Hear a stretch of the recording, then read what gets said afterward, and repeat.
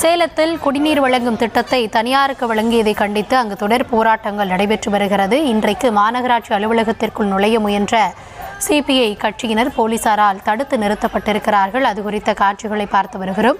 முழுமையான விவரங்களோடு செய்தியாளர் சிலம்பரசன் இணைந்திருக்கிறார். சிலம்பரசன், சேலத்தில் தொடர்ந்து இது சார்ந்த போராட்டங்கள் முன்னெடுக்கப்படுகிறது. நேற்றைய தினமும் இதுபோல ஒரு போராட்டம், இன்றைக்கு சிபிஐ சார்பில் போராட்டம், என்ன நடக்கிறது?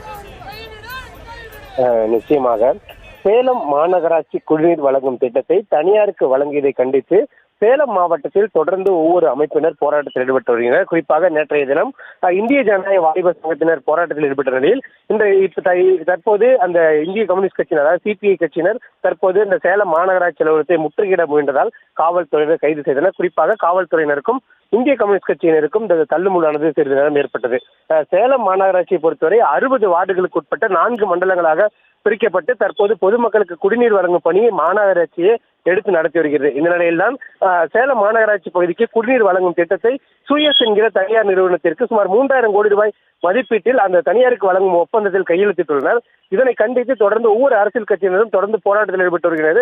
நேற்றைய தினம் இந்திய வாலிபர் சங்கத்தினர் போராட்டத்தில் ஈடுபட்டனர். அதே போன்று முற்றுகையிட மாவட்ட ஆட்சியரகத்தை முற்றுகையிட முயன்று இந்த மாநகராட்சி அலுவலகத்திற்கு உள்ளே சென்று போராட்டத்தில் ஈடுபட்டனர். இந்த நிலையில் இன்றைய தினம் இந்திய கம்யூனிஸ்ட் கட்சியின் மாவட்ட செயலாளர் மோகன் தலைமையில் இந்திய கம்யூனிஸ்ட் கட்சியினர் மாநகராட்சி அலுவலகத்தை முற்றுகையிட முயன்று காவல்துறையினர் தள்ளுமுள் ஏற்பட்டது. இதனைத் தொடர்ந்து இந்திய கம்யூனிஸ்ட் கட்சியை கைது செய்து காவல்துறை அழைத்து சென்றனர். இதனால் இந்த பகுதியில் சிறிது பரபரப்பு ஏற்பட்டது. தொடர்ந்து இந்த குடிநீர் வழங்குவது திட்டத்தை தனியாரிடம் வழங்கியதை கண்டித்து தொடர்ந்து ஒவ்வொரு அரசியல் கட்சியினரும் போராட்டத்தில் ஈடுபட்டு வருகின்றனர்.